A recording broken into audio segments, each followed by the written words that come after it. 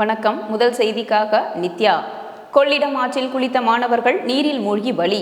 விரிவான செய்திகள். சென்னை அம்பத்தூர் பகுதியை சேர்ந்தவர் முனுசாமி மகன் சந்தானம் மற்றும் பூமிநாதன் மகன் பச்சையப்பன்.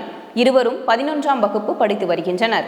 இவர்கள் குடும்பத்துடன் தஞ்சாவூர் மாவட்டம் திருவையாறு தாலுகா அம்மாள் கிராமத்தில் உள்ள உறவினர் வீட்டிற்கு திருமணத்திற்காக சென்றிருந்தனர்.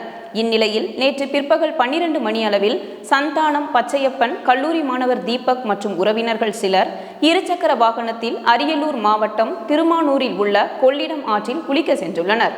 குளித்துவிட்டு கரைக்கு திரும்பிய நிலையில் 3 பேர் மட்டும் திடீர் மாயமானதை கண்டு அதிர்ச்சியடைந்தனர்.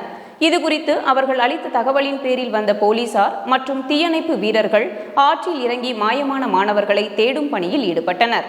அதன்பின் நீண்ட நேரம் கழித்து பச்சையப்பன், சந்தானம், தீபக் ஆகியோர் சடலமாக மீட்கப்பட்டனர்.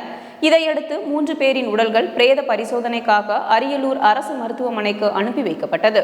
இதுகுறித்து திருமானூர் போலீசார் வழக்கு பதிவு செய்து விசாரணை நடத்தி வருகின்றனர்.